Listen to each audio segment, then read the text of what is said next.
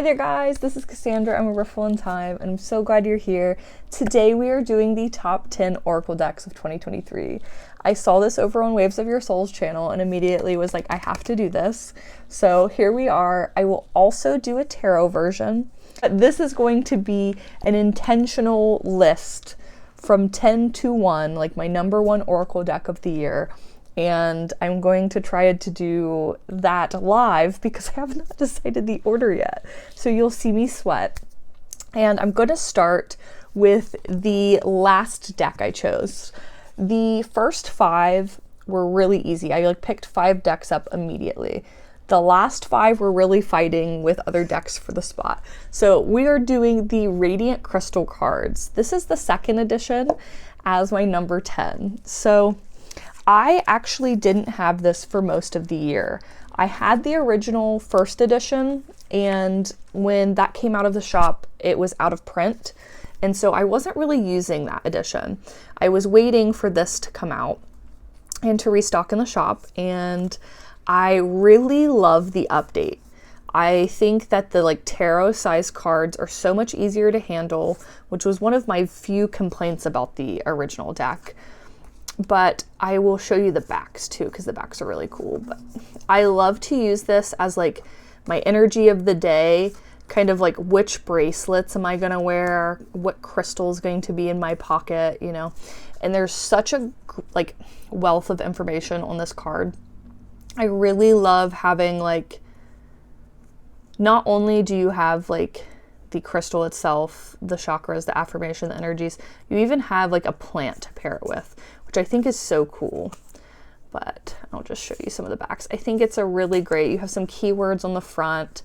I love the intentional colors in the back. They're kind of giving you the color energy of the crystal too. I think it's just a really fun, beautiful deck. And I love that I can actually riffle this. And it's so funny because it has enough cards. I mean, it is riffleable, and it's actually a pretty good shuffler. It also has some cool information cards, which will tell you about the deck, how to use it. We have the chakras, if you work with that. We have the grids. I made my first grid today. Look at me go. But I really love having this deck as, again, that if I'm looking to find an intention, so say I'm about to go to an event, I will look at the cards to try to find my best supports. And then other days I'll do again an oracle card, and it's what's the energy of the day? What do I need to wear today? And what crystal energy do I need? And so I really do find so much use out of that deck. Next, I'm gonna do the Poesis, or I'm not sure how to say this, but I really have loved this deck. Not only do I think there's something about having a few decks in my collection that are more muted. So it's that black and almost cream, I would say, or maybe off-white, I don't know. But the thing I think is so special about this deck is it comes with poems for each card. So it's a digital collection, so you do have to go online for it, but I love reading the poems for each card. And I actually want to show you the website and how it works, but I was so many times this year, I've really pulled not only at a card that I found that was really powerful in the reading, but the poem just put it one step further. Because I mean, you can just take the keyword if you don't want to go in the poem, but I don't know why you wouldn't. I just think the artwork too, it's just so up my alley. I don't know how to explain it, but short of it being super colorful, I don't know what is more me than this kind of art. I don't know what the word for it is, but I really love this deck. And again, I've had some knock your socks off readings. I love that there's also I don't know how many black cards I showed you, but there's black cards. They're all this really kind of like funky, psychedelic almost. The shadow card I had. Like, I remember when I look at the cards, I remember the readings. And if, I think that enough, like, says. Now, there was the deck creator, the person who wrote the poetry, and someone who's designed it. So there's 3 different people working on this. So I did want to mention that.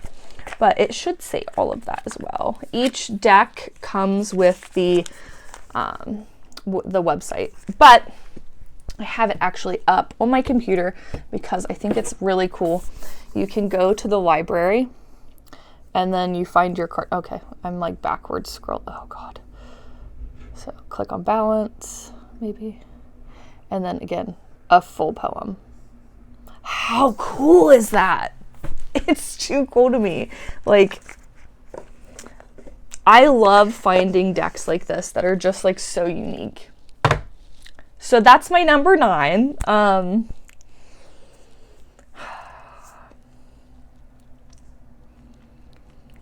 Next, we're going to do visions. So visions in the liminal space. The reason this is 9 is because I probably didn't use this year as much as I normally do. If you don't know, I am going to be sleeving this up, and why that its placement is the way it is. I want to do the cards kind of like falling like over my arm, so it's like they're being thrown out, if that makes sense. But my first one was the Carefree Timelessness from this deck. It was one of those cards that it's exactly what I want. So Carefree Timelessness is like the times you spend with someone or doing something where you lose track of time and worries, and it's like, it feels like another universe, and that's what I'm chasing. Anytime I get lost and confused, I'm like chasing goals and the things that you think you need. I think I was trying to find my card here. I'll split it. There is one sideways card in this, but I really do love the reminder, and there's a lot of cards in here that do that like really great reminder. This is also a deck that I recently was talking about. I think in the standout decks, I was talking about Way Home being one of my decks this year. Spoiler alert. Because the reason, not just because I used it a lot, but I watched the creator, one of the creators, Bakara, do her like weekly readings. It's called the Sunday reading, and she uses this deck and Way Home because they're both her decks. And here it is. Here it is. But it's just like her readings with this deck too. They're so powerful because again, she created it, and the meanings I have go past the guidebook for me and like into specific like readings I remember. And so many of the cards are like downloaded into my brain, like lessons that I've learned. And this will always be a deck that I come back to. It's always important. And again, I might not have used it as much myself this year, but I was at every Sunday reading that was offered this year. And so it's like, though I might not have used it, it was used in the energy of the collective that I was in. So that's going to be number 8. I believe. What's 7? This is getting harder. Let me play with something here.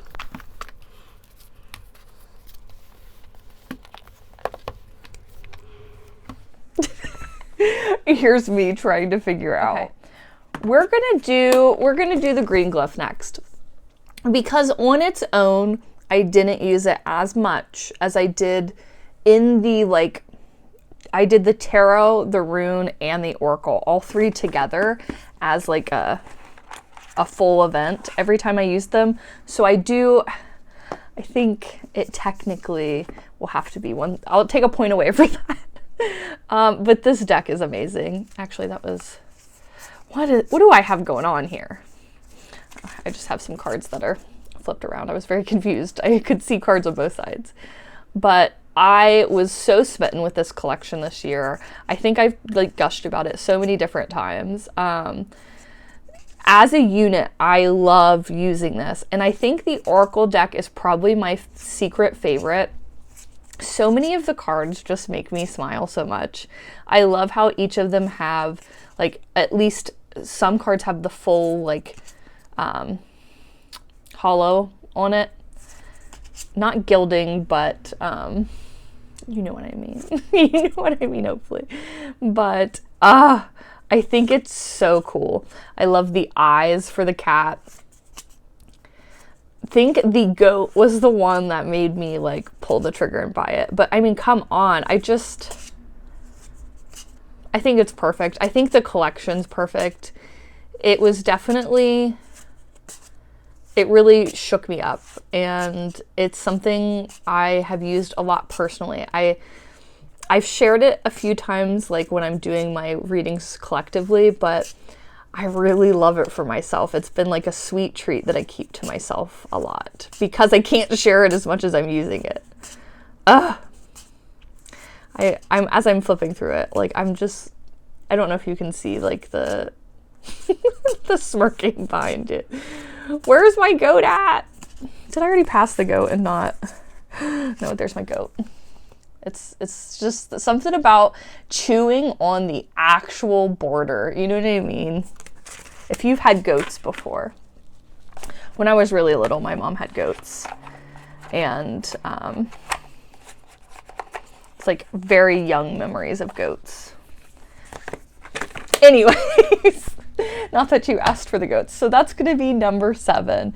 Then I think that makes number 6 the Spreadcrafter Oracle. I also have mentioned this probably a few times this year. I'm currently out of stock. Oh, I have not been saying that. I'm doing the worst. I have the Radiant Crystal cards, the Poesis. I'm out of stock of Visions and the Green Glyph and Spreadcrafters. So we're caught up. This deck, I have not used probably the like technical way you're supposed to use it. It is a deck that is intended to make spreads, but there's a lot of other things you can do with it, which it does mention in the guidebook. It has a nice guidebook that walks you through everything. Those were the categories, because there are different categories. So you can really do so much with this deck. But what I do with it personally is I like to have conversations with it. And I do that a lot when I'm reading. I don't know if that's what everybody else does. I really try. I just stay in my own lane and worry about myself. There's this like silly little like meme kind of video I saw, and it was like this girl, she's just like, worry about yourself. She's a little girl trying to buckle her own seatbelt. Just worry about yourself. And that's what I say to myself. So I like to have conversations when I do readings, especially with this deck. This is my favorite deck to do it with. And it's also like a really good journaly deck. So if you want to like make yourself some journal prompts. But what I'll do is it's like, I'll ask a question and it'll answer. And I ask one back. And then, you know what I mean? Like we'll kind of talk back and forth. And then I'll give it a smart remark and it will give me one back. But we will. And I just like work through. I think it's so cool. But I love to use this deck like that. I think this deck alone, it has lavender edges and like such pretty colors. So it makes me happy. But I really love to like chat it out with this deck. And it's like perfect in just the way I use it, but I also know that there are several other ways to use this deck. It gives you a step-by-step. Create a spread in 4 steps. How cool is that? Okay. What this deck could be used for, it's designed to be a working beast of a deck. Dive into your own narratives, problem solve, and figure out practical steps to move forward. Access your power and free will. A springboard for reflection and exploration. So you could craft a spread, obviously. A deck of oracle cards to do actual readings with. A tool for magic rituals and prayer.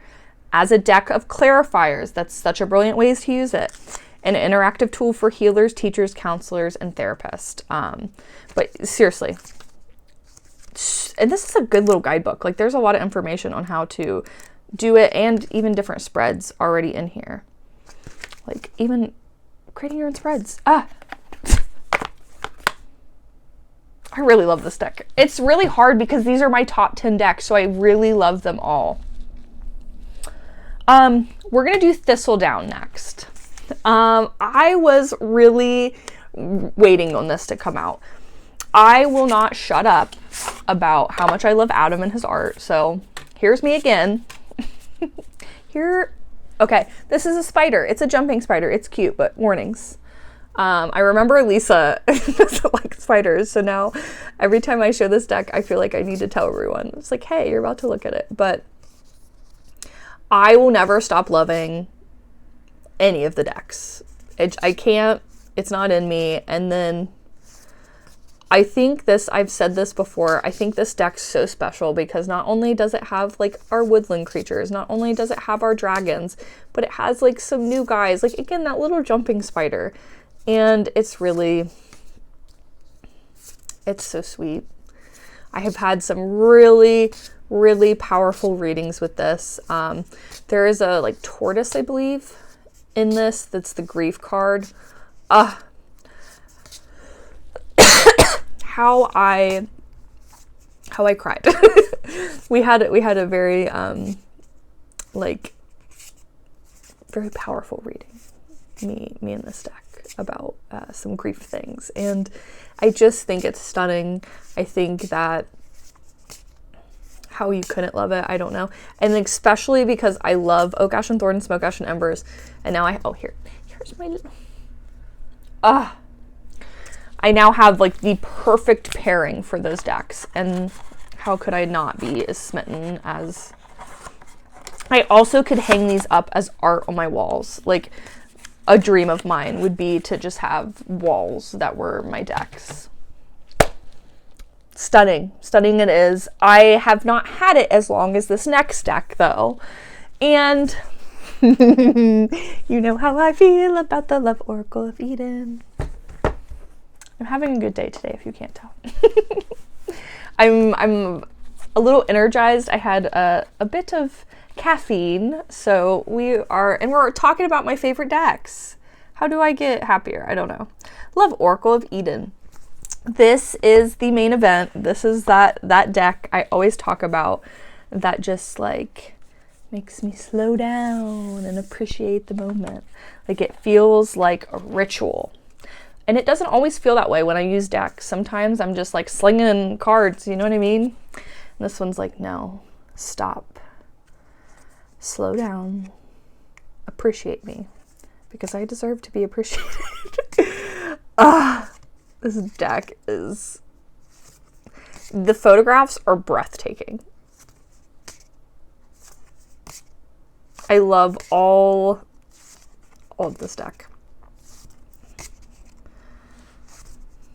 I could seriously just sit here and flip through it every day and look at these images every day, and I would still feel as, they're just so beautiful. I really love the production, obviously, of this deck. I think it's, again, one of the most stunning decks. It's so luxurious, but I also really love its energy. I love the readings I have. I love the keywords it's using. It's a really good set. And I really like I don't know if I should, I don't think I showed you the guidebook yet. I'll show you the guidebook. And I love this heel. Ugh. But again, just some knock your socks off readings with this. It just reads like a dream. And it has like, it's like such a inclusive and representative deck too. I love that. It's so important to me.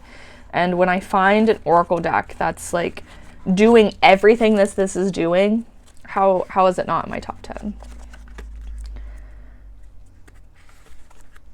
If I had all of the time in the world to slow down and like use a deck, I would be using it way more frequently. But sometimes I just have to sling some cards. But I really love, it's like a hard back and it has those like glossy pages. I really love that feel.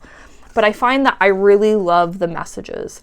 I love the messages in it. I love the quotes. It's just presence. To encourage one to be mindful, focus on the present, and give attention to the current moment. To experience and fully focus oneself and those we are with. A being stands fully present, focused on an orb of light. Inhale. Exhale. That moment has passed. Inhale. Exhale. A minute ago, that moment didn't exist. Inhale. Exhale. The present moment is all you have. And our like little affirmation is, I am rooted in the present moment. Ah! Enough said. It's so good. It's so good. And again, it's so beautiful. It comes in its own like velvet bag. I mean, and that is 4. So we are in the top 3. And this is painful. This is where it gets painful. I will do it though. I promised you. So no matter how much I promised you, it doesn't make it any easier.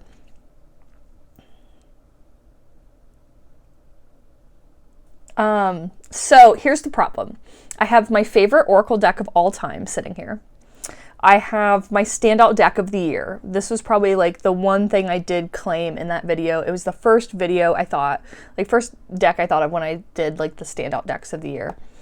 And then we have a deck that it's a tarot and oracle, and I've used it obsessively.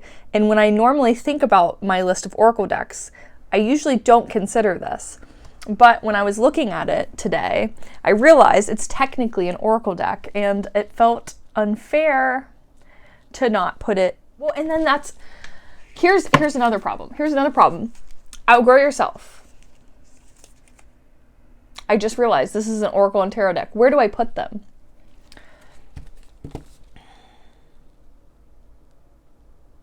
I'm going to put Outgrow Yourself for sure on the tarot.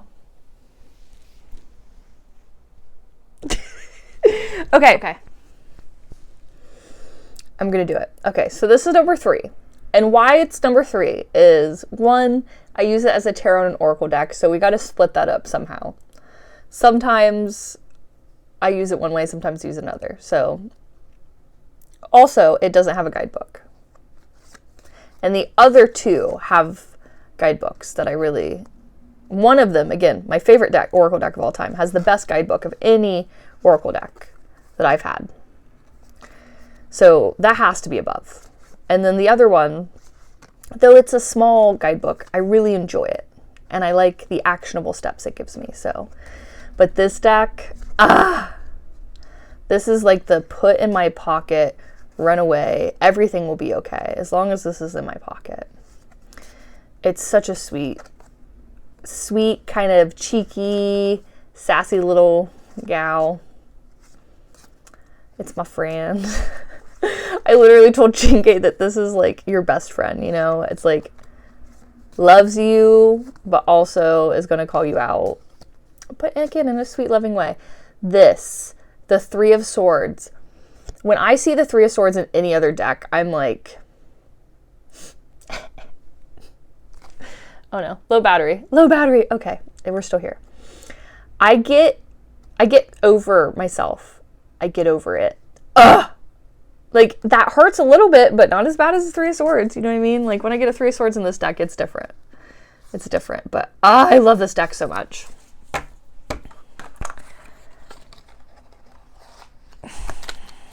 The pain I'm feeling right now. Okay.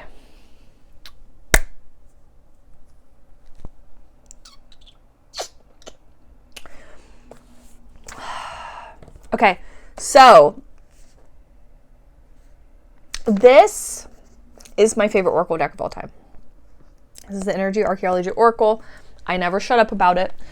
You've seen me show you this guidebook a million times. I'm going to still do it. Because it's that good. And again, Skeletal Index. so much information before you even get to the cards, but then the cards come, and it's an experience that is like no other. And then over here we have the Death Doula.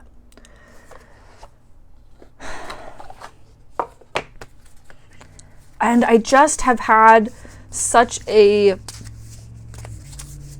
time with this one. But this one's going to be number 2. It has to be number 2, because Energy Archaeology Oracle is my favorite deck of all time. And it does something for me that no other deck can do. And its guidebook is, again, my favorite guidebook for an Oracle deck. It has to be number 1. So number 2. And my standout deck of the year. This is a deck that really knocked my socks off. I was kind of like, I remember when I first saw it, it was like Death Doula Oracle. I wonder if that's only working with like, literally like a death doula. Like, is this only for death doulas? Is this only for someone who's working through death?